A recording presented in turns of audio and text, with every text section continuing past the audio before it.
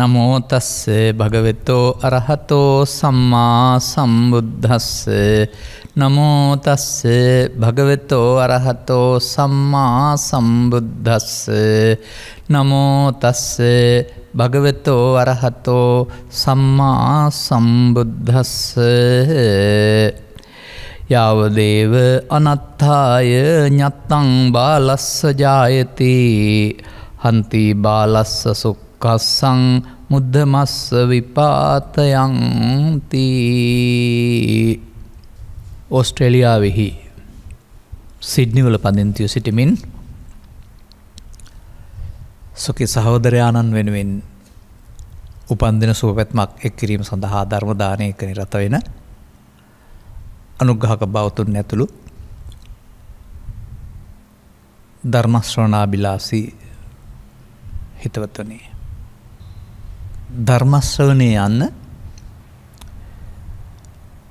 තම තමන්ට දැනෙන පරිදි, තම තමන් තේරුම්ගත් පරිදි, තම තමන් හිතන පරිදි අරුත් ගන්වා ගත්ත දෙයක්. ඔය මේ පිටකත්‍රය තුළ පවතිනවා ධම්මකතික කියලා සූත්‍ර 6ක් විතර. ඒකේ පෙන්නනවා ධම්මකතික ඒ ලාමක මධ්‍යම දියුණු නොනැති පුද්ගලයින්ට ඒ අය දේශකයන් වහන්සේලා ධම්මකතික වෙනවායි කියලා. නමුත් කෙලවරටම ගියාම පෙන්නලා තියෙනවා සැබෑ ධම්මකතිකත්වය කුමක්ද කියලා. අන්න ඒ වගේ අපේ පැවති සංස්කෘතිය තුළින් බුදුන් වහන්සේ පිළිබඳ අහන එක, ඉතිහාසය පිළිබඳ අහන එක, පටාචාරාකිසා ගෝතමී ගැන අහන එක, අංගුලිමාලය දමන කරපු හැටි, රංගපාන හැටි බලන එක ආදී කොට ඇති මේ විදිහට විවිධ දේශනාවන් අපි හුරු කරගත්තා. තවත් විදිහකින් කියනවා නම් ටෙලිනාට්‍යයක් ලබන ආස්වාදය සඳහා ධර්මදේශනාවත් යොදාගත් යුගයක් තිබුණයි කියලා මම දකින්නේ.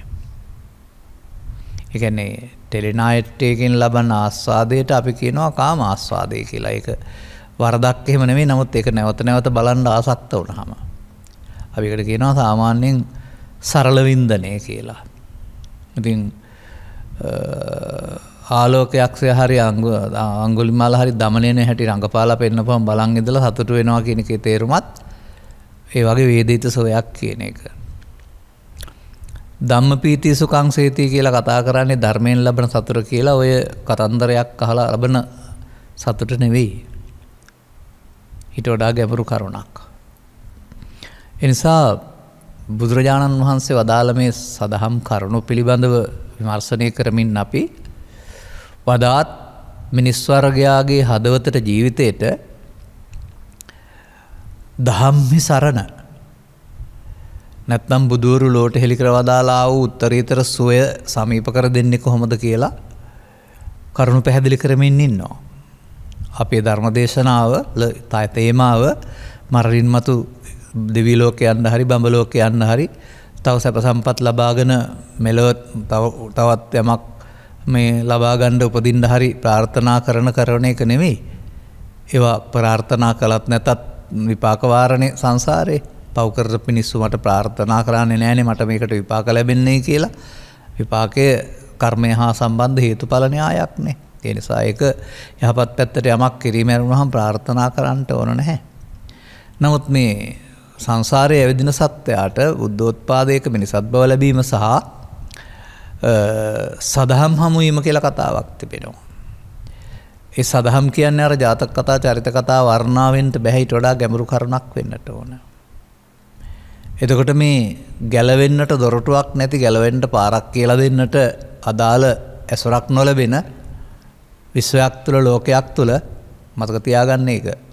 මවට පියාටත් බැහැ, ගුරුවරුන්ටත් බැහැ, දෙවියන්ටත් බැහැ, බ්‍රහ්මයින්ටත් බැහැ, වෙන කොතනකවත් කොතන ආගමකයකුතුනත් සදාකාලික ස්වර්ගයට නිරයට භවගාමී වෙන හැටි අරුණහම භව නිරෝධගාමී ප්‍රතිපදාවක් මේ ලෝකේ පවතින ධර්මයන් තුළ නැහැ කියන එක. ඉතින් අන්නේ තත්වයන් තුළ තමයි මේක භයානක හොඳටම. අන්දයත් මෙතනින් යන්න පුළුවනි. නමුත් ඊට පස්සේ ඒ තියෙන ධර්මතා අනුව කම්පණය වෙන්නපත් වෙන්න අන්ධ විශ්වාස මත යන්න ඇරුණාම නිවැරදි දැක්මක් ලැබෙන්නේ නැහැ. එබඳු තත්ත්වයක් තුළ ලංකාවේ හිටියත් ලෝකෙ කොහේ හිටියත් මේ බුදු සමයෙන් පෙන්වන ප්‍රායෝගික බව පොතක තියෙන දෙයක් නෙවෙයි. ඒක ඔබ කතා කරන විදිහේ පොතේ තිබෙන්නේ න්‍යාය විතරයි. න්‍යාය කියනවා අපි ඒකට කියනවා පමාදී පෙළදහම නැත්නම් අපමාදී පෙළදහම කියලා. පෙළදහම කියලා කියන්නේ ඒක නැත්නම් අටුවාව අර්ථ කතාව කියන්නේ ඒක. මොකද සමහර අය අට කතාව කියන්නේ පොත කියලා හිතන් ඉන්නවානේ. දැන් බුදුන් වහන්සේගේ කාලේ පොතක් තිබුණේ නැහැනේ අට කතාව කියලා. නමුත් මේ අර්ථ විග්‍රහයනේ අට කතාව කියලා කියන්නේ. ඉතින් අටුවාව සහ පෙළදහම දැනගත්තොත් අදාළ ක්‍රියාමාර්ගයට යන්න පුළුවන්. නමුත් මේ සමාජයේ හැසිරෙන්නේ මේ අර බුදුන් වහන්සේ වදාළ පරිදි පුතුග්ජන උම්මත්තකා කියලා කියන පරිදි සමාජයේ හැසිරෙන්නේ නිකන් වඳුරේකට දැලිපිහියක් ලැබිච්ච ආකාරයෙන්. දැලිපිහිය කියන එක සියුම් කැප්මක් තියෙන එකක්. ඕක භාවිතා කරන්නට වඳුරන්ට තේරෙන්නේ නැහැ. කඩගැත්ත කියලා කතා කරනවා. අද විතරම් භාවිතා නොවුනත් භික්ෂු සමාජයේ බොහෝ කාලක් තිස්සේ හිසරවුල් බාගන්න සහ අවශ්‍ය දෙයක් කැපීම සඳහා සමහර විට තමන්ගේ සංචාරක උපකරණවල කොටසක් වශයෙන් මේක භාවිතා වෙලා තිබෙනවා. උන්වහන්සේලා කිසි විටකත් හිසරවුල් බාන්න ගිහින් කන කපා ගත්තේ මූණ කපා ගත්තේ නෑනේ.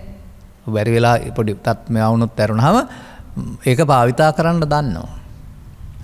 මා දකින්නේ මේ මිනිස් වර්ගයාට බුදුරජාණන් වහන්සේ උත්සාහ කරනු ලබන්නේ දැලිපිහිය භාවිතය උගන්වනවා වගේ ජීවත් වෙනකොට මේ තමා සහ අනුන් කපන්න ලැබෙනා උපකරණ ඒක දැලිපිහියක් නෙවෙයි.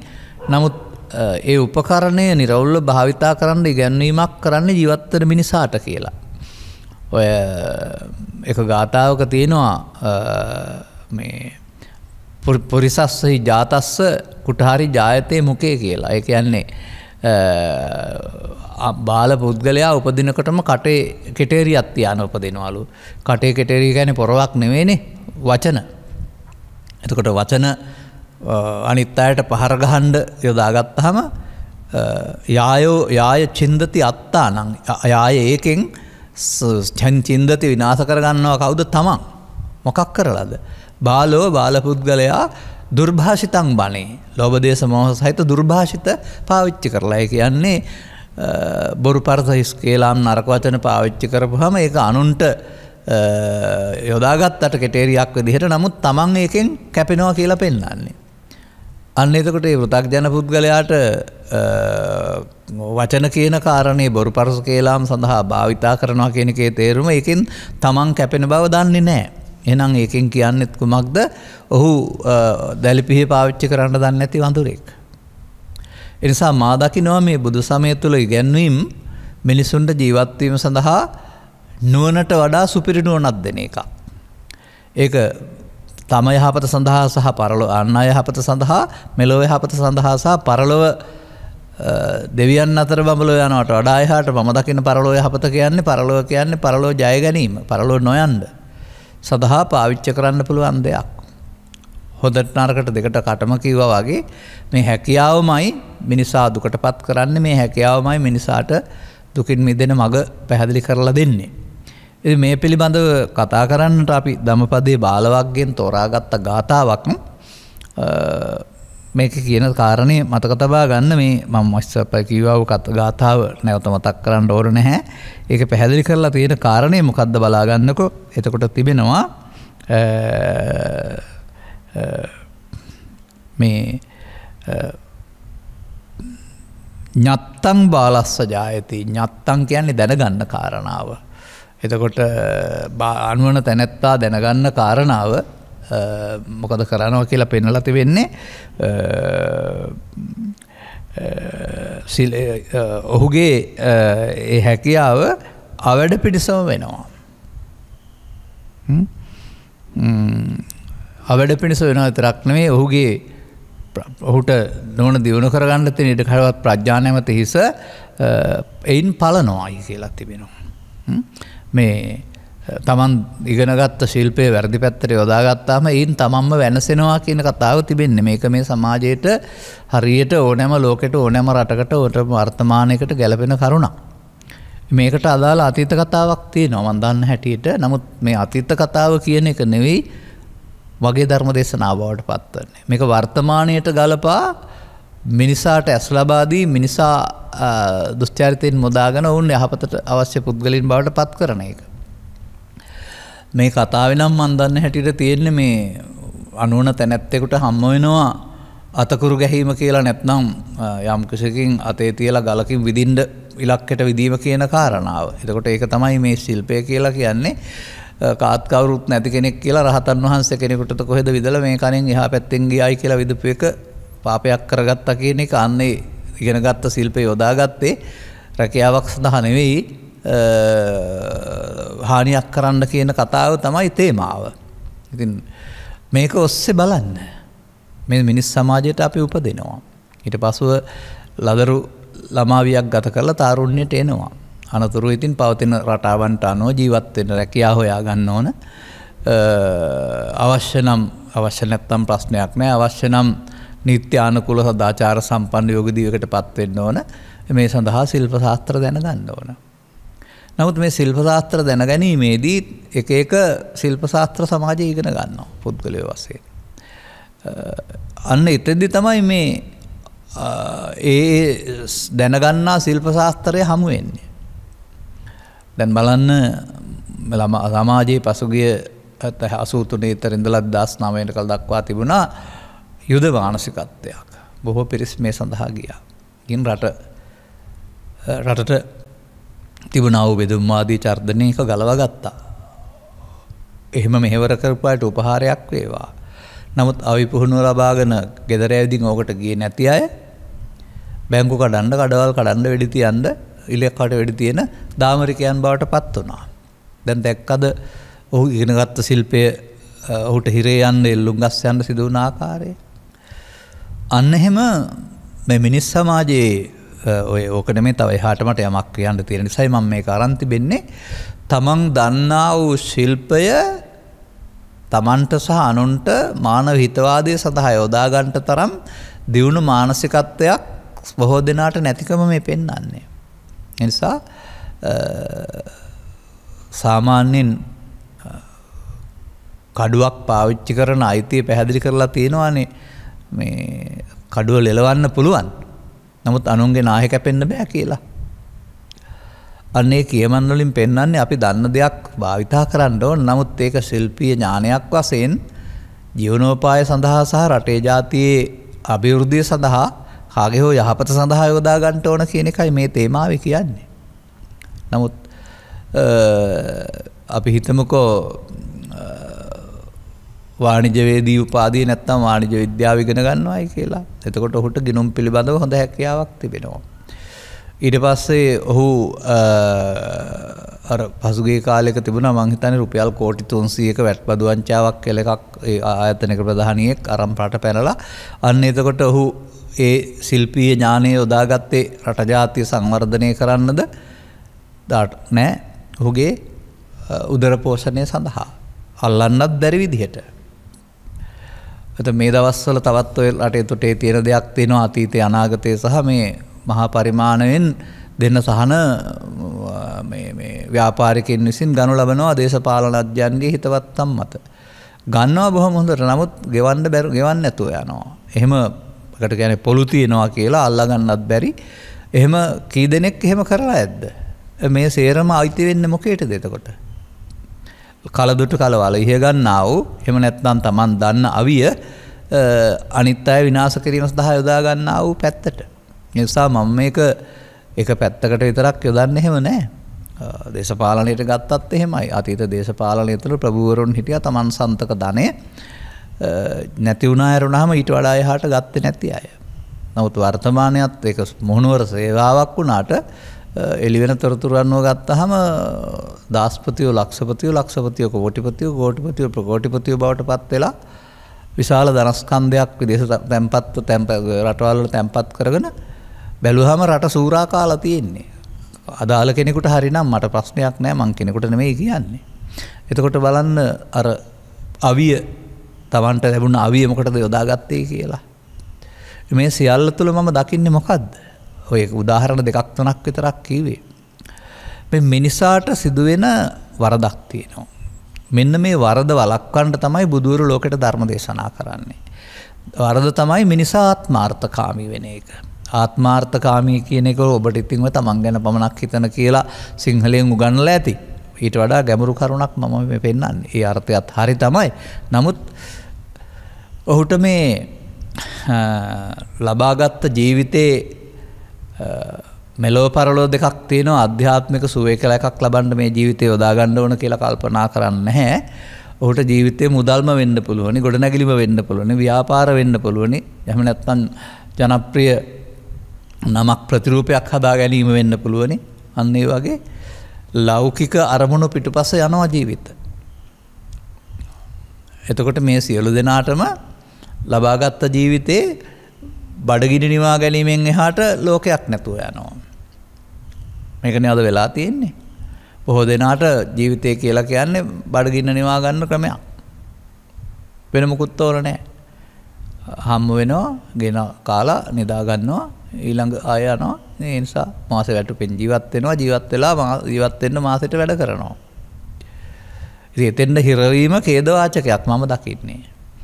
සැබවින්ම ජීවත් වෙන්න වැටුපක් තියෙන්න ඕන, ආදායම් මාර්ගයක් තියෙන්න ඕන. ඒක වැයට වඩා අය තිබුණා නම් ප්‍රශ්නයක් වෙන්නේ නැහැ.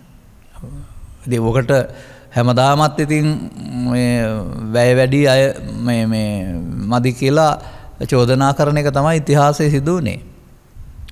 නමුත් ඉතින් කොතරම් ලබා දුන්නත් සෑහීමටපත් වෙන්න බෑ කියලා කියමනකුත් තියෙනවානේ. ඔය තථාගතයන් වහන්සේගේ උපමාවක් තිබෙනවා. මේ මිනිස්සුන්ට සෑහීමටපත් වෙන්න පුළුවන් නම් සියලු දේවල් රත්තරන් බවට පත් කරලා දෙන්න පුළුවන් කමක් තිබුණයි කියලා. ඒත් ඒකට කාකොටා ගන්නව ඇරුණාම සෑහීමටපත් වෙන්නේ නැති නිසා එහෙම කළේ නැහැ කියලා උපමාවක් පෙන්වනු ලබනවා.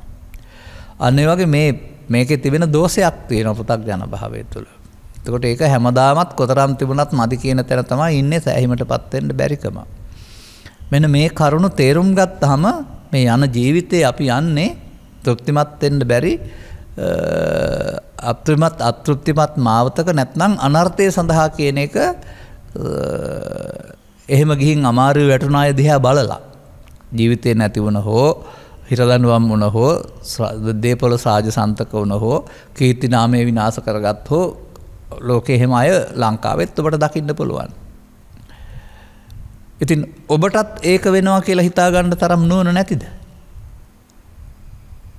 පෙන්න මේවා නේද මේ දැකීම කියලා කියන්නේ. ඇහැට පේන එකට වඩා. ඔය මම මේ කියවන කතාවල දකිනවා ලස්සන උපමාවක්. ඒක තථාගතයන් වහන්සේ වදාළ දෙයක්. අතීත කතාවක් වශයෙන් වදාහරනවා. රජුරෝ තමා දඩුවන් පමුණවන්නේ වැරදි කරන පුද්ගලයෙක් අරන් එනවා රාජපුරුෂයෝ. රාජනීතියට අනුව බරපතල වරදක් ඒ නිසා හිසගසා මරා දමන්නට රජතුමා නියෝග දෙනවා. රතු තොප්පියක් පළඳවා රතු අදමල් දම් පළඳවා රතු ඇඳුමක් අඳවලා වදක බෙර වයමින් නගරය තුල හතරමං හන්දියට නගරයෙන් පිට පිහිටි වදක භූමිය දක්වා ඔහු අරගෙන යනවා පෙරහැරේ. ජනතාව වදක බෙර හඬ අඳුරනවා. ඒ නිසා එකතු වෙනවා මා පාරට. එකතු වෙලා වදකයා මේ මරණයට ගෙන යන පුද්ගලයාගෙන් අහන්නේ නැහැ. ඔහුට ජීවිතය අහිමි වෙන්න කරගත්ත වරද මොකද්ද කියලා අහපුවාම රාජපුරුෂයෝ වරද විස්තර කරනවා. ඔවුන් කල්පනා කරනවා අපේ මේ වැඩේ කළොත් මටත් මේක තමයි සිද්ධ වෙන්නේ. මම නම් ආයේ මේ වරද්ද කරන්නේ නැහැ කියලා. ඉතින් අදෝක වදක භූමියෙන් ගිහින් කියන්න කෙනෙක් නැති වුණාට රූපවාහිනිය තුල ගුවන්විදුලිය තුල මත්පැන් වී වාහන පැදවීම තුළින් රියදුරු බලපත්‍ර නැතුව වාහන පැදවීම තුළින් නොඑක් ආකාරයෙන් මේ වැරදි පාරේ යාම තුළ සිදුවන හානිය ඔබ දකිනවා නේද? ඔබ කළත් ඒක නේද? විශේෂයෙන් තරුණ දුවලා පුතාලා තේරුම් ගන්න ඕන ඔය එක්සැමිනර් මහත්තයා කියලා යාට කියන්නේ එහෙම නැත්නම් මේ වාහන බලපත්‍රය ලබා දෙන්නා වූ පරීක්ෂකතුමන්ට ඔය 18න් මෙහා පැත්තේ ළමයින්ට ඔක දෙන්නේ නැත්තේ ඔය වාහනේ එලවා ගන්න බැරි නිසා නෙවෙයි. ළමයාගේ මනස කුඩා වැඩි ගැටුමකදී තීරණයක් ගන්න වෙලාවක් නැහැ. හෙමින් යන්න පුළුවන්. නමුත් තුලන් වේගය යනකොට වේගය දැනෙන්නෙත් නැහැ. තත්පරයක් දෙකකට වඩා නැහැ හදිසි අන්තරක් බේර ගන්න. කලබල වුණ ගමන් ඔබට තේරෙන භාෂාවෙන් කියනවා නම් බ්‍රේක් එක වෙනුවට ඇක්සලරේටර් කකුල තියයි. ඒ නිසා තාරුණ්‍යයේ හැදෙන වැඩෙන දුවලා පුතාලා කල්පනා කරන්න මටත් වාහන එලවන්න පුළුවන් කියලා උඩඟු වෙන්න කාරණයක් කරන්න එපා. තැන්පත් මනසකින් කරන්න පුළුවන් වෙනතුරු එහෙම නැත්නම් සුදුසුකම් ලැබෙනතුරු ඉන්න. දකින්න සමාජය තුළ සිදුවෙන්නා වූ විනාශයන් හානියන්. මම මේ පොදු කාරණා ටිකක් මතක් කළේ හැම තැනක් තුළම. ඉතින් මෙන්න මේ විදිහට මේක ඇතුළතට මම මේ ප්‍රවිෂ්ඨ වෙන්නයි සූදානම් වෙන්නේ බාහිරින් පෙන්නලා. කොයි පැත්තෙන් ගත්තත් ආයුධය පාවිච්චි කරන්න දන්නේ නැත්නම් අනර්ථයක්. දැන් ඔය කතා කරන්නේ T56 හරි කඩුව හරි පිළිබඳ අවියක් විතරක් නෙමෙයි. ජීවත් වෙන්නට අපි පාවිච්චි කරනවා තව කරුණක්. එතකොට ඒකෙන් ජීවිතෙන් එහා පැත්තට මිනිස්කම අහිමි වෙනවා නම් නැත්නම් ජීවිතෙන් එහා පැත්තට දුකතිගාමී වෙනවා නම් ඔහු පාවිච්චි කරපු අවිය වැරද්දයි ඒකෙන් පෙන්වන්නේ. එතකොට මේ කය සිත කය වචන පාවිච්චි කරන්නා වූ සිත කය වචන අවි වශයෙන් පාවිච්චි කරන්නා වූ මිනිසා සතු ඒ අවි භාවිතා කරන්නා කවුද? සිතෙන් කයෙන් වචනෙන් තමයි මේවා පාවිච්චි කරන්නේ. නමුත් පාවිච්චි කරන්නාට කියනවා ලෝභය, ද්වේෂය, මෝහය කියලා. එතකොට අපි කියමුකෝ මෙහෙම බොරු පරුස හිස් කියලා මේ තුනම පාවිච්චි කරන්නකොට ගන්නෙ මොකද්ද? ලෝභ, ද්වේෂ, මෝහ. ප්‍රාණඝාත, අදත්තාන, කාම මිත්‍යාචාර. භාවිතා කරන්නේ මොකද්ද? ලෝභ, ද්වේෂ, මෝහ. අවිජ්ජා, ව්‍යාපාද, මිත්‍යා දෘෂ්ටි පාවිච්චි කරන්නේ ලෝභ, ද්වේෂ, මෝහ. දැන් දැක්කද අනුවන තැනැත්තාට ලැබී තිබෙන ආයුධය? එතකොට මේ ආයුධය පාවිච්චි කරනවා. පාවිච්චිලා මොකද කරන්නේ? යාය චින්දති අත්තානං. එයින් ඔහු වනසා ගන්නවා. මොකක් කරලාද? අර කෙනම් පෙන්නන්නේ දුර්භාෂිතන්. කියන්නේ දුර්භාෂිත වචන විතරක් පාවිච්චි කළා. නමුත් මෙතන දුච්චේතනා නැත්නම් දුක්ඛාය කර්ම දෙකම ඔක්කොම කරලා. ඔන්නෝම බුදුරජාණන් වහන්සේ මිනිසාගේ අතපය වචන කය මෙහෙවන්නෙක් පෙන්නනවා. ඔබ කතා කළාට මගේ වචන වලින් කියනවා නම් මයන්න මම සහ කයන්න යන්න මම කියලා මේ පුද්ගල ශාරීරික ස්වභාවයන් ඉරියව්වක් පවණයි රූකඩ පවණයි. රූකඩේ තමයි ගැළපෙන හොඳම උදාහරණය. රූකඩේ පැත්තකින් තියලා තියෙනවා නටන්න බෑ. රූකඩේ නටවන්නෙක් ඕන. එයා තමයි අදාළ විදිහට නූල් වලින් එහෙට මෙහෙට කරලා මේ රූකඩේට පණ දෙන්නේ. ඒ වගේ ඔබේ ජීවිතයේ කය නැමැති රූකඩේ පාලනය කරන්නා වූ බලවේගය ඔබේ සිත බව සහ ඒ සිත බ්ලෝබ දේශවලට මෙහෙවන්න දුන්නොත් එහෙනම් ඔබ අනර්ථයක් කරගන්න රට ජාතියට ආගමට මෙලොවට පරලොවට අයහපතක් කරගන්න පුද්ගලයෙක් බවට පත් වෙනවානේ. ඕකයි මේ පැහැදිලි කරන්නේ. නිසා මම දකින්නේ බුදුරු ලෝකෙට පහළ වෙලා භාවිතා නොකළ යුතු ආයුධයක් ඔබ භාවිතා කරනවා මේ නිසා දුකටපත් වෙනවා කියලා තමයි අවුරුදු 45ක් තුළම ධර්ම දේශනා කරලා තියෙන්නේ කියලා මම දකින්නේ. උන්වහන්සේ හොඳ නුවණින් දකිනවා මේ භාවිතා කරන අවිය භාවිතෙන් තමයි මිනිසා මේ අසහනයට පීඩාවටපත් වෙන්නේ කියලා. නිසා උන්වහන්සේ ඒ අවිය බිම තියන්න ඒ අවිය නිදහස් වෙන්නට තමයි ලෝකෙට ධර්ම දේශනා කළේ. එහෙනම් ඒ අවියට කියන නමක් තමයි අකුසල මූල නැත්නම් ලෝභ දේශ මොහ මූල කියන එක. උන්වහන්සේ සඳහා පැහැදිලි කළා අකුසලෙන් වෙන්නේ මේ කුසලය කියලා කාරණාවක්. ඒ වගේම බුදුන් වහන්සේ පැහැදිලි කර වදාරනවා උන්වහන්සේ පැහැදිලි කළා වූ ධර්ම කරුණ අනුගත කළ මිනිසාට ලැබෙන්න තියෙන උත්තරයට සුවයක් තියෙනවායි කියලා. ඒ සුවය නම් කරලා තිබෙන්නේ නිර්වාණ කියන පදයක් තුළින්. නමුත් ඒකට අවශ්‍ය සුදුසුකමක් වශයෙන් පෙන්වලා තිබෙනවා ලෝභක්ඛය, දෝසක්ඛය, මෝහක්ඛය. දැන් මේ උත්තරීතර සැනසීම සඳහා යන්න ඕන මාර්ගය ලෝභය ඡය කිරීම නම්, දෝෂය ඡය කිරීම නම්, මෝහය ඡය කිරීම නම් පෘථග්ජන සමාජය කරන්නේ ලෝභය වර්ධනය කරන එක නම්, ද්වේෂය වර්ධනය කරන එක නම්, මෝහය වර්ධනය කරන එක නම් ඔවුන්ට ගැලපෙන නම මොකද්ද? ලෝභ වර්ධන, ද්වේෂ වර්ධන, මෝහ වර්ධන. ගුණ වර්ධන හෝ ජය වර්ධන නෙවෙයි. මතකද අපේ ඉතිහාසය තුළ නැත්නම් සියවසකට පමණ පෙර තැබූ නම්වල මේ බුදුන් වහන්සේ වදාළ බුද්ධ පදයට අදාළ ධර්ම කරුණු මුල් කොටගෙන ලස්සන අරුත් දාලා තිබුණා. වර්තමානයේ නම් ඉතින් මගේ දිවටත් මහ ප්‍රශ්නයක් අලුත් නම් කියවන එක ඔය මාධ්‍යවල ධර්ම දේශනා කරන්න ගියාම සංගීතයන්ගේ නම් කියවෙනවා. නමුත් ඉතින් ඒවා හරි අමාරුවෙන් තමයි කියන්න වෙලා තිබෙන්නේ. ඉතින් නූතන යුගයේ හැටි ශබ්දයට වඩා නමට අරුත්බර බවක් සහ තියෙනවා නම් හොඳයි කියලා තමයි මම උපකල්පනා. යල් පැන ගිය තැනට යන්න ඕනේ නැහැ. කාලානුරූපව වෙනස් වෙන්න ඕන. නමුත් ඒක දිව හතරවා ගන්න බැරි දිව උලුක් වෙන අපබ්‍රංශයක් වෙලා බෑ. ඔය මම දැක්කපු උදාහරණයක් තියෙනවා. ඒකත් මෙතන මතක් කරලා දෙන්නම්. සමාජය දැකලා ඇති මට වඩා වුණා. මම පසුගිය වසරක හෝ ඊට ඉස්සර වසරක Facebook එකේ තිබුණා දාලා තිබුණා මේ දැන්වීමක්. දැන් ඉල්ලුම් පත්‍රයක්. මේ විදුහල්පතිතුමාගෙන් නිවාඩු ඉල්ලා සිටිනවා දවස් ගණනක් සතියක්ද කොහෙද. හේතු වශයෙන් දක්වලා තියෙන්නේ පළවෙනි ශ්‍රේණියට දරුවන් බාර ගන්න ගිහින් හක්ක පැන්න නිසා සහ දිවුලුක් කරන නිසා නිවාඩු ඉල්ලමි කියලා. මොකක්ද අර කියලා තියෙන්නේ කියලා බලන්න. මේවා ඔබට නිදිමත යන්නත් එක්කලා කියන එකත් හොඳයි. දිගු ලස්සන පාඩමක් ඒකේ පෙන්නන්නේ. ඕවත් මේ මෝඩකම් තමයි බැලුවාම. එයිම අපි මේ කතා කරන යන්න වෙනවා එහෙනම්. මිනිසා ජීවත් වෙන්න ඕන. නමුත් මිනිසාට බුදු සමයට අනුවගත් කල ලෝභය, ද්වේෂය, මෝහය අවියක් වශයෙන් භාවිතා කරන්න බෑ. ඒ අවිය තමයි ඊට පස්සේ අර මිනිමැරුම් වලට, හොරකමට, ගසා කෑමට සියලු දේට යොමු වෙන්නේ. වර්තමානයේ බහුල ලෙස තියෙන කරුණක් මම මේ කොතරම් බෞද්ධ කියලා කතා කළත් ඉහළ තැන් සිට පහළ තැන් දක්වාම කලදුට කල වලිහ ගන්නා නැත්නම් තමන්ගේ මඩිය දර ගන්නට උත්සාහ කරන්න ආව ආත්මාර්ථකාමී සමාජයක් බහුතරය. එහෙම නැති අය ඉන්නවා. එයාට උපහාරයක් වේවා. ඉතින් ඒ නිසා ලේසි නෑ ගොඩ ගන්න. රටක් වශයෙන් ගොඩ ගන්නත් බෑ. තමන්ට ගොඩ එන්නත් බෑ. මේ පිළිබඳව අන්තයට ගිය අයට මරණින් එහා පැත්ත අපායක් නෑ කියලා හිතා ගන්නව ඇරුණාම මේවට විපාක විඳින්න දෙනවයි කියලා ඔවුන් කල්පනා කරන්නේ නැහැ.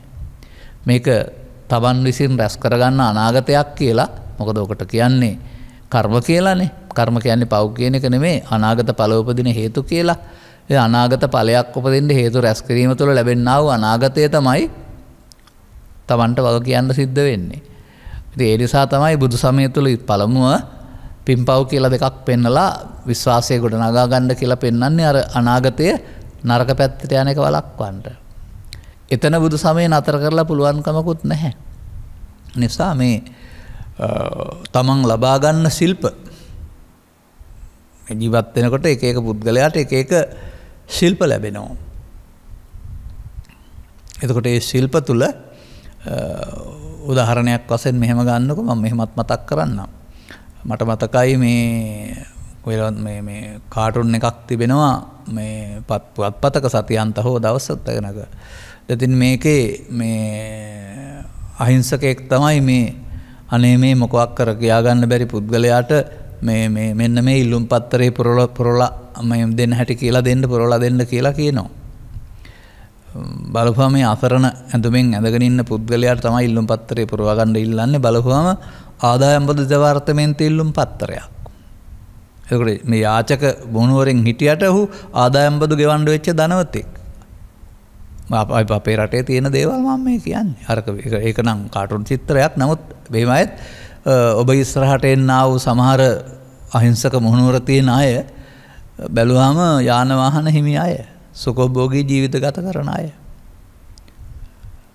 ඔන්න ඔය විදිහට මේ මිනිස් සමාජයේට තමන්ට ලැබෙන මේ හැකියාව නුවණ හරි මෝඩකම හරි අංග විකලත්වය හරි ඇහැක් පේන්නේ නැති එකක් හරි මේ සියල්ල යොදාගන්නේ ආයචින්දති අත්තානන්නම්. තමන් වනසා ගැනීම සඳහා නම් ඔවුන්ට ලැබෙන අවසන් මිනිස් භාවයේ මේක වෙන්න පුළුවන්. ඔහොම කරන්න ගියාපුවාම අන්න ඒකයි මේක පැහැදිලි කර තිබෙන්නේ. ඉතින් මෙතෙන්ද ලස්සන ගැළපෙන වචනයක් තිබෙනවා. ඔබ පාවිච්චි කරන්නේ නැත්තේ මේක කඩුවට වෙන්නේ නැති ඒ කාලේ. මම පාවිච්චි කරන්නේ සමස්ත සිද්ධියට. අවිගත්තෝ අවියෙන්ම නැසිති. අවි කියන්නේ ඔබ වෙපන්ස් කියන අර්ථයෙන් කඩු කියන අර්ථයෙන් වෙන්නේ ඇති. නමුත් ලෝභය, ද්වේෂය, මෝහයත් අවියක්, ඊර්ෂ්‍යාව, ක්‍රෝධ, වෛරයත් අවියක්, ආත්මාර්ථයත් අවියක්. ඔය විදිහට තම තමන් ප්‍රශ්නයක් විසඳීම සඳහා අවි භාවිතා කරනවා. එතකොට වැරදි පැත්තට යොදාගත්තාම දැලිපිහිමයි වෙන්නේ. අන්න ඒ නිසා අපිට මේ මිනිස් සමාජයට තවන් කරන කියන ක්‍රියාකලාපය මෙහෙවන්නෙක් අවශ්‍ය වෙනවා. 아무තු පිටස්තර කෙනෙක් නෙමෙයි. ඒ කරන ක්‍රියාකලාපය පාලනය කරන්නට අවශ්‍ය දැනුමක් අවශ්‍ය වෙනවා. දැන් පොතක් පාවිච්චි කරන්න වෙනවා. පාවිච්චි කරාම පොත කුණු ගෑවෙනවා. උපක්‍රමය තමයි පිටකොලයක් දාලා පාවිච්චි කරන එක. ඒ නිසා ඔබේ මේ ජීවිතය තුළ ළමා කාලයෙන් පටන් අරගෙන මහලු කාලය දක්වා යන ගමනේදී ඔබව මෙහෙවන්න කවුරු හරි හිටියොත් නරකද? මම මේ කතා කරන්නේ අම්මා තාත්තා ගුරුවරයා කියන එක නෙමෙයි. ඔබව මෙහෙවන්නේ ඇතුළතින්. මෙන්න මේ මෙහෙවන්නා නැතිකමට බුදු පියාණන් වහන්සේ නම් කරලා තියෙනවා අසහියෙන් කටයුතු කිරීමයි කියන ලද ප්‍රමාදය. මේ සියලු අවුල් ටික බුදුන් වහන්සේ තේරුම් අරන් තියෙන මිනිසාගේ පමාද විහාරීත්වය තුළ. ඉතින් සමස්ත සමාජයක් පමාද විහාරීත්වය තුළ ජීවත් වෙන්නේ නම් අසහනයේ පීඩාව දුක දොහරකම වල්ලස ආදී මේ දුස්චරිතයන් ඉහළ ගිහින් මෙහි මත අපායක් හැදෙනවා වරුනහම කොහොමද අපි මේක දෙව්ලොවක් ගොඩ නගන්නේ? තේරුම් ගන්න වෙනවා. නමුත් අපට පුළුවන්කමක් තිබෙනවා නම් ඒ මෙහෙවන බලවේගය තමන්ව පාලනය කරන්න බුදුරජාණන් වහන්සේ වදාළ වෙනත් බලවේගයක් මෙතෙන්ට පාවිච්චි කරන්නයි කියලා. ඒ බලවේගයේ ඇති කරගෙන දියුණු කරගෙන පාලකයා බවට පත් කරන්න වෙනවා. මේ පිළිබඳව හොඳ උදාහරණයක් තියෙන තැන් තිබෙනවා. නමුත් ඔබ ඒවා එහෙම දකින්නේ නැහැ. මේ ඔය සමහර ජාතක කතාවල පවතිනවා මේ රට පාලනය කරන දුෂ්චරිතවත් පුද්ගලයෙක් රට විනාශයට යනවා. මිනිසුන් බලන් ඉඳලා බැරි තැන ඔහුව එලවා දමා බෝධිසත්වයෝ රජකමට පත් කරනවායි කියලා. වැරදි පුද්ගලයා එලවලා පාලනය කරන්නේ ඒක තුළ රට සිදුවෙන්නා වූ හානි කරදර වැඩි නිසා ජනතාව එකතු වෙලා ඔහුව සිංහාසනයෙන් පහ කරලා හොඳ පාලකයෙක් එතෙන්ට පත් කරනවායි කියලා. ඉතින් ඔබ අතීතයේ සිදුවන සිද්ධියක් වශයෙන් ඕක දිහා බලන්න. මම එහෙම දකින්නේ නෑ ඕවා. මම දකින්නේ මේ හැම දෙයක්ම තථාගත බුදු පියාණන් වහන්සේ ස්වකීය මිනිසුන්ගේ ජීවිතයට ගලපපු එකක්. එහෙනම් ඔබව පාලනය කරන රජ කෙනෙක් ඉන්නවා ඔබේ හිතේ. ඒ රජුරෝ දේවදත්තයා බලන්න දෙයක් නෑ. ඒ කියන්නේ ලෝභ, මෝහ, දේශ මොහ මූලිකටගත් පාලකයා. එයා තමයි මේ ඔබව දුකටපත් කරමින් ඔබව සසර ඇවිද්දවන්න පාර හදන්නේ. ඔය ඉතින් ඔබ මේ පාලකයාට යටත් වෙලා ඉන්නවා කියලා තේරුම් ගත්තාම බුදුරජාණන් වහන්සේ පැහැදිලි කරලා දානවා ඔය පාලකයා අයින් කරලා දාලා මෙතෙන්ට බෝධිසත්ව පාලකෙක්ව දාගන්න. ලෝභ දේශ මොහ වෙනකොට අලෝභ දේශ මොහ ඔබ පාලනයටපත් වුනහම ඔබේ නුවර හොදට පාලනය වෙයි. අන්න එහෙම හැම දෙයක් තුළින්ම Taman දකින්න උදව් වෙන්න. උදව් කරගන්න. මේ සිද්ධි අතීතයේ සිදුවීම් වශයෙන් පාඩම් කරගෙන කියා ඉන්නේ නැතුව බුදුවරුන්ගේ දැක්ම හරීම පළල් සියලු කාරණාවක්ම පෙන්වන්නේ අර මිනිසාගේ දුකටපත් වීම සහ දුකින් ගැලවීම සඳහා. එහෙනම් ඔබේ ඇස කනනාසය දිවකය කියනා වූ දොරවල් පහ නුවර නම් මේක පාලනය කරන්නේ ලෝභයේ දේශයේ මොහේ කාමේ නම් දැන් ඒක පාලනය කරන්නේ දේවදත්තෙක්. එතකොට ලෝභයෙන් දේශයෙන් මොහෙන් කරන කර්ම අනාගත විපාක සඳහා දුක් විපාක සඳහා චිත්තාභ්‍යන්තරයට එකතු වෙනවා. එවිට ඔහුට ඉහාත්ම වශයෙන් සහ පරලොව වශයෙන් අහිත පිණිස, අවැඩ පිණිස, දුක් පිණිස මේක තේරුම් ගන්න පුළුවන් වෙනවා බුදුරජාණන් වහන්සේගේ ධර්ම දේශනාවන් ශ්‍රවණය කිරීම තුළ මේ ලෝකේ තියෙන කාරණා අපට දුක් දෙන්නේ නැහැ. ඔබ විසින් ඔබ සිතකය වචන පාලනය කිරීම සඳහා විකෘති මධ්‍යස්ථානයක් හදන් ඉන්නවා. බලය පවරා තිබෙන්නේ බලය අයිතු විදිහට පාවිච්චි කරන කෙනෙකුට. එතකොට ඒ පාවිච්චි කරන්නෙම ලෝභ මූලික, දේශ මූලික, මොහ මූලිකව තමයි පාවිච්චි කරන්නේ. ඉතින් මේකට කියනවා සිතින් කයෙන් වචනෙන් කරන්නා වූ අකුසල් රැස් කිරීම කියලා. ඉතින් විපාක නැද්ද ඊට පස්සේ වට?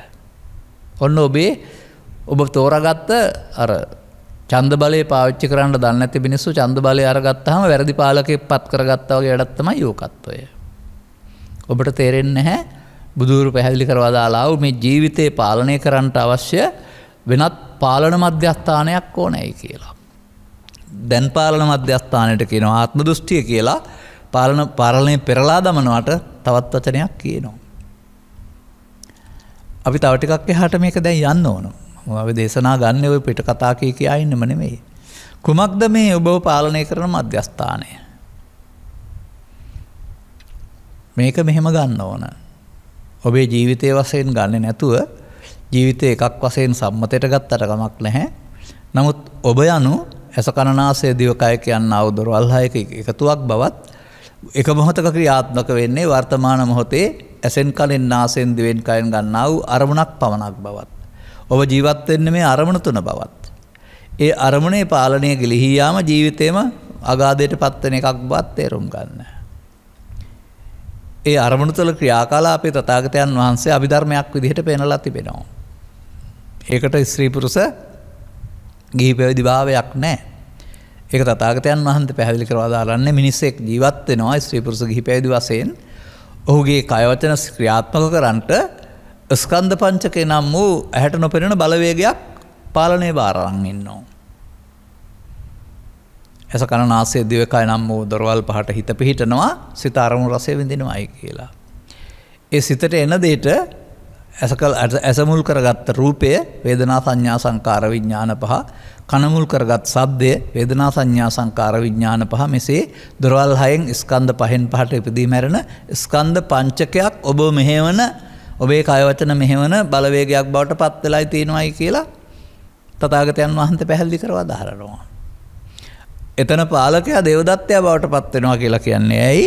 ඔබ එතෙන්ට ටිකෙන් ටික මේ ස්කන්ධ පංචකයට එන දේවල් වලට ඇලී ගැටි ඒතන් මම ඒතොහං අස්මින් ඒසෝමේ අත්තා කියලා මගේ ආත්මනං වූ පාලකයෙක් හදා ගන්නවා. ඔන්නෝමයි ඔබේ පාලන නුවර ඔබ වැරදි පුද්ගලයෙක් අතට බාර දෙන්නේ. මේ වැරදි පුද්ගලයා පාලනය බාරගත්තොත් රටකබාසීනියා වෙනවා වගේ ඊට පස්සේ ඔබේ ලෝභ දේශ මොහ වැඩෙනකොට ඔබ යන්නේ පරිහාන ධම්මං ඕ භික්ඛවේ දේසිස්සාමි දුක්ඛගාමිනී පටිපදාවේ. මේ පාලකයා හඳුනා ගන්න වෙනවා. මේ පාලකයාට බුදුන් වහන්සේ වදාරනවා ස්කන්ධ පංචකයේ ආත්මය කියලා. මේ පාලකයා පාලනය කරනවට කියනවා පමාද විහාරීත්වය කියලා. ඔන්නෝම ඕක ගලප ගන්න ඔබේ ජීවිතේට. අනතුරුව මොකද වෙන්නේ? හැම විටම අර කියන අර්ථයට වඩා කරන කර්මයන්ට දුක් විපාක විඳීමට අවශ්‍ය තමන් ඉගෙන ගත්ත ශිල්පේ ලෝභය දේශේ මොහෙන් පාවිච්චි කරමින් ඔහු අකුසල රැස් කරන්නේ. චිත්තාභ්‍යන්තරය කෙලසා ගන්නේ. මේ හැම එකක් පාසාම ආපහු විපාකයක් එනවා. දැන් එතකොට ඔබ මේකට වචනේ ගමු අපි ගනිමු. ලෝභක්කය, ලෝභ දෝසක්කය, මොහක්කය නිබ්බානං. එකය නම් නිබ්බානංනේ. හොඳයි එහෙනම් අපි එතෙන්ද ගමු. ලෝභ වර්ධනය, දේශ වර්ධනය, මොහ වර්ධනය කියලා වඩේති කියලා. ලෝභං වඩේති, දෝසං වඩේති, මොහං වඩේති සංසාරං. එහෙමනේ කියන්න වෙන්නේ. අන්න මිනිස්සුන්ට මේ ලෝභ දේශ මොහ විසින් මොකද කරන්නේ? සසර හදන්න උගන්වනවා. හදුවොත් හදපුවාම ඒ පැත්තට යන්න වෙනවා, විපාක විඳින්නත් සිද්ධ වෙනවා. මෙන්න මෙහෙම බුදු සමය තුළ මිනිසා විග්‍රහ කරනු ලබන්නේ බාහිර කෙස්ලොම් නියදත් තුළ හැඩින් නොවේයි, මේ ඇතුළත සිදුවෙන ක්‍රියාකාරීත්වයක් තුළින්. ඉතින් මේ ජීවිතය තුළින් මේ පාලකයා පෙරලා දමා වෙනත් පාලකයෙක් බවට පත් කිරීම තමයි කරන්න තියෙන කාරණාව. පමාද විහාරී පාලකයා වෙනුවට අප්පමහද විහාරී පාලකයෙක් එකතු වෙන්න වෙනවා. එතකොට එයා පාලනය කරන්න ගත්තාම රට සමෘද්ධිමත් වෙනවා. එනිසා මම දකින ඔය ජාතක කතා තුළ පවතිනා ඔය රටක් විනාශ වෙන එක සහ රටක් සමෘද්ධිමත් වෙනවා කියන එකත් සිද්ධියක් වශයෙන් ඔබ දැනගත්තට මම දකිනවා මේ ඔය පස්දරෙන් ක්‍රියාත්මක වෙන්නා වූ ද්වාර සමූහය සහිත ක්‍රියාකලාපේ රටවවත් ඒක ලෝභ දේශ මොහ වැඩිම තුළ පරිහානියට පත් වෙලා රට විනාශ වෙන හැටිත්.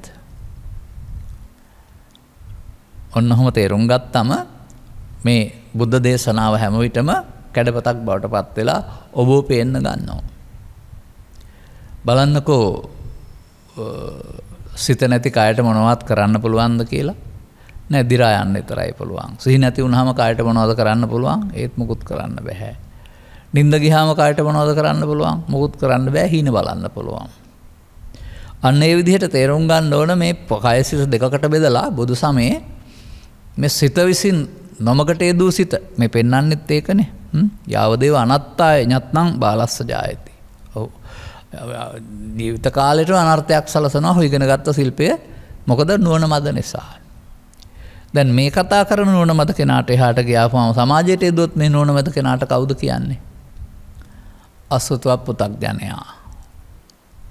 අසුතව පුතග්ජනයාට ස්වකීය ජීවන ගමන මනාව මෙහෙවා ගන්න තේරෙන්නේ නැහැ. මන්දයත් ඔහු සිතට වහල් වී ලෝභයට මෝහයට දේශයට මෝහයට වහල් වී තීරණ ගන්නවා. අන්න එයා තමයි පාලකයා. දේවදත්ත විසින් මෙහෙවන දේවදත්ත විසින් පත් කරන ලද පාලකයා ඔබේ නුවර. දැන් ඉතින් බුදුරජාණන් වහන්සේ ජීවිත කාලය තුළ මේ එලෝලා දාලා වෙන කෙනෙක් පත් කරගන්න සැනසෙල්ල ඉන්න ඕන නම් කියලා කියන්නේ. කොහොමද මෙයා එලවන්නේ? එලවන්න නම් මෙයාට ආහාර නොදෙන්න වෙනවා. කොහොමද මෙයාට ආහාර හම්බ වෙන්නේ? යමකට ආහාර හම්බ වෙන්නේ මොන කළොත්ද? ආහාර කියන්නේ කන මොන දේවල් කියන අර්ථයෙන් ගත්තට ඔබ මම මේ කතා කරන්නේ ගැඹුරු අර්ථයකින්. පැවැත්මට අවශ්‍ය සාධක ආහාර කියන්නේ. එහෙනම් අපාගාමී පැත්මට අවශ්‍ය ආහාර ලෝභ දේශ මොහ බලවත් වෙන. එතකොට පවට ආහාර. පව් කිරීම, ලෝභ කිරීම, දේශ කිරීම, මෝහ කිරීම, නැත්නම් ඊර්ෂ්‍යා කිරීම, ඒ තමයි පවට ආහාර ලබා දෙනවා. බලන්න මේ සමාජයේ මේ පවට ආහාර ලබා දෙන අය කොතරම් නැද්ද කියලා. අන්න ඒ විදිහට ඔබට තේරුම් ගන්න ඕන ඔබ පැවැත්ම සඳහා අනවබෝධය තුළ නැත්නම් ඇහැට පෙනෙන ලෝකයේ තිබෙනා වූ සර්වපිත්තල ස්වභාවයට රැවටෙලා ඒවා අත්පත් කර ගැනීමම ඒවා අදාළ තානාන්තර හිමි කර ගැනීමම ඒවා ප්‍රභූ බවට පත්වීමම තමයි ලෝකේ ලබන්න තියෙන ලොකුම සැප කියලා රැවටිලා ඒවා පස්සේ යනවා. ගැඹුරින්ම හිතලා බලන්න කම්කරුවාගේ සිට රටේ පාලකයා දක්වාත් එහෙම නැත්නම් වෙනත් වෘත්තියක් කරන පුද්ගලයා මොනවද වෙන් කරන්නේ කියලා. සිව්පස්සේ සපයා ගැනීම නේද? කැම්බීම්, හැඳුම් පැළඳුම්, බේත් හේත්, නිවාස. ඕක ලබා ගන්න නේද මේ සේරම තියෙන්නේ. තථාගතයන් වහන්සේ ඒක ලබා ගන්න එපා කියලා වදාරන්නේ නැහැ. ලබා ගන්න ගිහින් ඔබේ සිතේ මෙන්න මේ වැරදි පාලකෙක් ස්ථානගත වී වැඩෙන එක සුදුසු නෑ කියලා පෙන්නනවා. එතකොට ඔහු විසින් ඔබේ කය වචනත් අවියක් බවට පත් කරගන්නවා. දැන් සාමාන්‍යයෙන් hina වෙලා ඉන්න කෙනෙකුගේ මූණ ස්වභාවය, කතාවේ ස්වභාවය බලන්නකෝ. චිත්තාකර්ෂණීයයි, ප්‍රියංකරයි. ඔහුටම කේන්තියාවම ඔහුගේ වචන මොකද වෙන්නේ? වචන පරුස වචන වෙනවා. මූණ රතු වෙලා යනවා. ඇස් දෙක රතු වෙලා යනවා. ඊට පස්සේ අහුවෙන ඕන අවියක් අන් අය විනාශය සඳහා යොදනවා. කවුද මේ වැඩේ කළේ? ඔබේ අතපයද මීට මුල්ුනේ ඔබේ දේශයද? දැන් පේනවාද ඔබට ලැබෙන ශිල්පය ඔබ අනර්ථයක් වශයෙන් භාවිතා කරනවායි කියලා. මෙන්න මේ විදිහට වර්තමාන මොහොත තමන් කරන ක්‍රියාකලාපයන්ට තමන් විසින් භාවිතා කළගත්තා වූ ලෝභය, මෝහය, දේශය, මෝහය මතු කරගෙන එය මෙහෙවන්නා බවට පත් කරගත්තාම ඔබ යහපත් පැත්තට මෙහෙවන්නේ නැහැ. ලෝභ, දේශ, මෝහ වර්ධනයේ පැත්තට තමයි ඔබට යන්න සිද්ධ වෙන්නේ. විපාක වාරය ලෞකිකයි සහ දුක් විපාකයි. එනිසා මේ මොහොත ඔබ මෙහෙවන මේ බලවේගය වර්තමානය නොවේ හැබැයි. මේ අතීතය. ඒක ලෝභ මුහුණුවරින් ආවත්, මෝහ මුහුණුවරින් ආවත්, ද්වේෂ මුහුණුවරින් ආවත්, මෝහ මුහුණුවරින් ආවත් ළමා කාලයේ පටන් වැඩි දියුණු කරගත්ත, කලක් තිස්සේ බලවත් කරගත්තා වූ මූලයක්. බොහෝ කල් භාවිතා කිරීම තුළින් වර්තමාන මොහොතට එන්නා වූ අතීතයක්. සමස්ත සමාජයේම තේරුම් ගත යුත්තේ තමන්ගේ ජීවිතය මෙහෙවනු ලබන්නේ තමා විසින් නොව මේ අතීතය විසින් බවයි. බුදුරජාණන් වහන්සේ මේ ගැටලුවට හේතු වශයෙන් දකින්නේ ඕක තමයි. තමන් සිතින් කයෙන් වචෙන් කරන ක්‍රියාවලියදී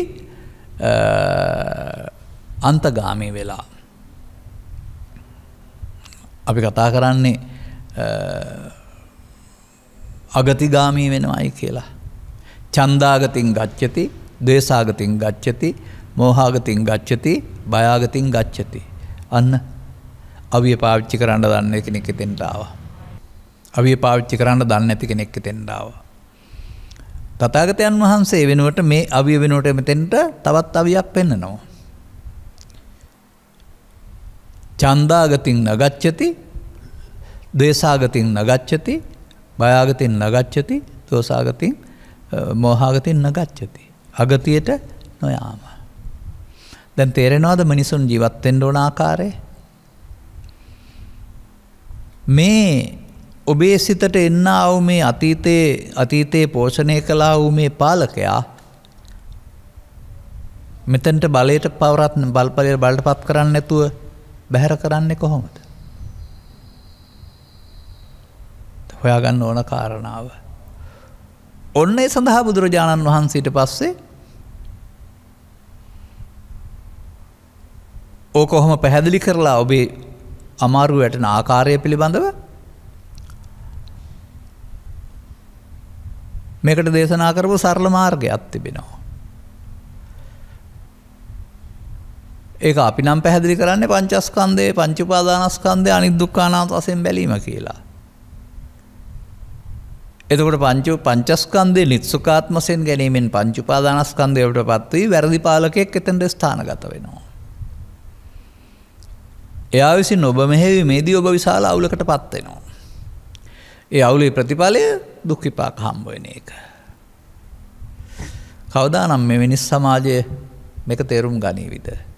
ලබාගත් ජීවිතයේ සැනසෙලියාත ජීවිතයක් ගත කරන්නට මේ පාලන රටාව තුළ බැරි බව, දේශපාලන රටාව තුළ නෙමෙයි මේ ඔබ විසින් කරන ලද පාලන රටාව තුළ බැරි බව තේරුම් ගනීවිද?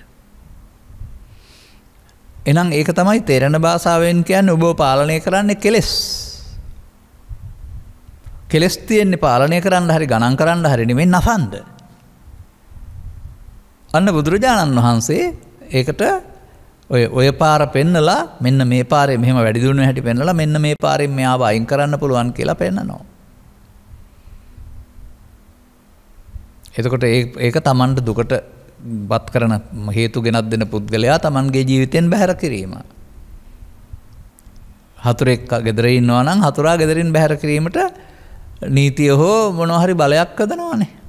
අන්න ඒ වගේ මේ පුද්ගලයා සිතින් බැහැර කරන්නට බුදුරජාණන් වහන්සේ අත්දැකීමෙන් දැක්ක කරුණක් තිබෙනවා.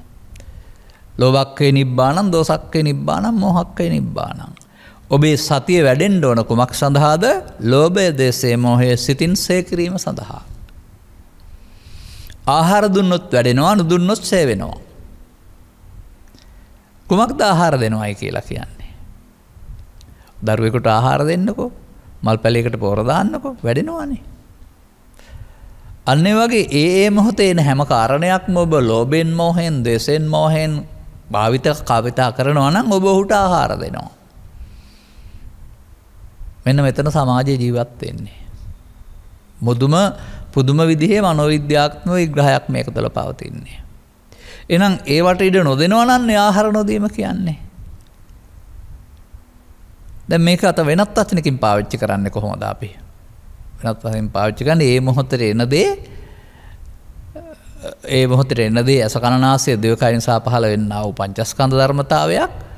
ඒකට මඤ්ඤමාන එකතු කරනවා. මමත්වෙන් ගත්තාම මඤ්ඤමානෝකෝ බික්කු බද්දෝ මාරස්සන්න වර්ධින හැටි. ඒ මඤ්ඤමානය දැන් එකක් නෙමෙයි තමන් හදාගත්ත අතීතය. ලෝභය මම, ද්වේෂය මම, ඊර්ෂ්‍යාව මම, ක්‍රෝධය මම ඒවා එන්නේ අතීතයේ ඉඳලා. මෙයා හැම විටම මෙතෙන්ට ඇවිදින් අපිව පාලනය කරන්න පුරුදු වෙලා ඉන්නවා, බලන් ඉන්නවා. අපි අසරණ වෙනවා. මම නම් දකින්නේ බුදුරජාණන් වහන්සේ පහළ වුණ සමාජයේ මිනිසාගේ අසරණ භාවය ඕකයි. ඔහු ලෝභයේ, දේශයේ, මොහේ වහලෙක් නැත්තම් මායයට අයිති හමුදා ඔහු පාලනය කරනවා. සැනසීම හෙව්වට හැම විටමත් අසහනේ පීඩාව හමු වෙනවා.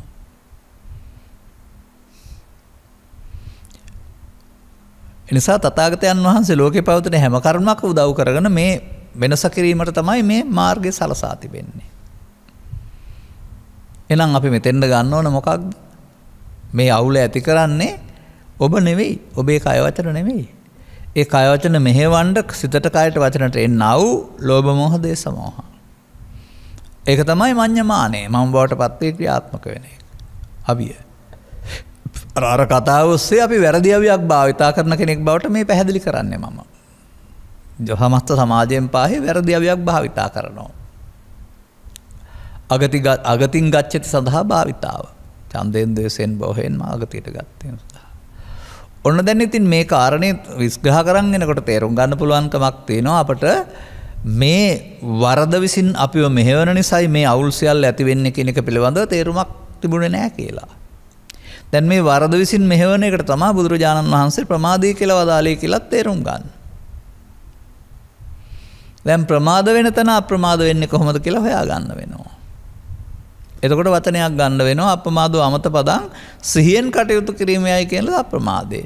මෙයාට ඉඩ නොදෙන්න මෙයා පාලකයා බවට පත් නොවෙන්න මෙතෙන්ද භාවිතා කළ හැකි හොඳම ආවිය තමයි සති සිහිය.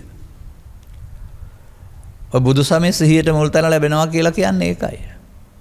කොහොම ඉතින් අපට ඔය සිහියට එන්න බැරි වුණානේ. අපි සිහිය කියලා අර බමුණන් හදපු එකක් හරි වෙන කවුරු හරි හදපු එකක් අරගෙන ඉරියව් මාරු කරන එක දිහා බලන් ඉන්න හදනවා සිහිය. කවදා හරි තේරුම් ගන්න. වර්තමාන මොහොත ලෝභයට, දේශයට, මෝහයට නතු වෙන්න ඉඩ නොදෙන්න ඒවා වළක්වන්නට දියුණු කරගත් යුතු දෙයක් තමයි මේ පඤ්ඤාය පස්සති දියුණු කරගත් යුතු සිහිය කියලා කියන්නේ. සිහිය පිහිටන තැන කොහෙද ඉගැන්වීම් වල?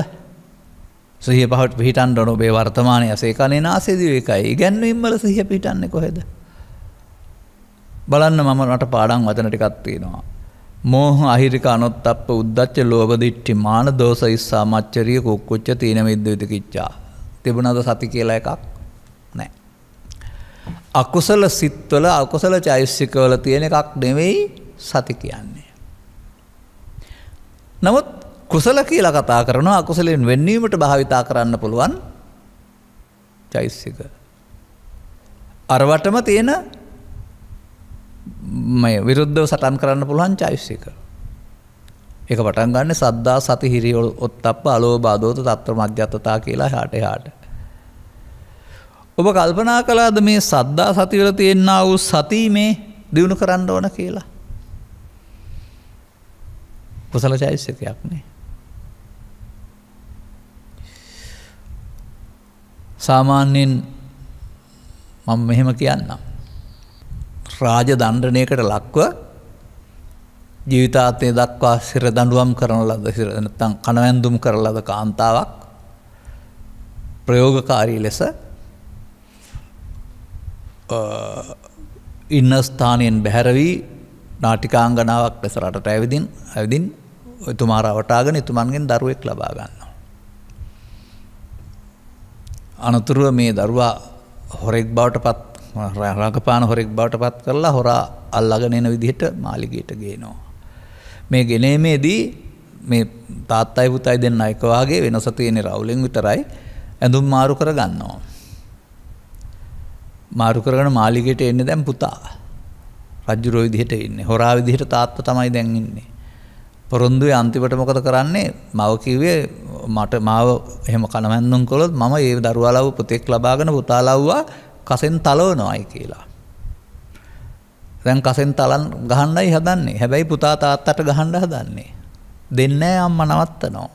වැරදි වැඩක් නේ. එතෙන්ද ආව නේද මාතෘත්වය නැත්නම් සෙනෙහස. අන්න ඒ වගේ මේවා නවත්තන්න පුළුවන් සිහියක් නේද මේ එන්න ඕනේ.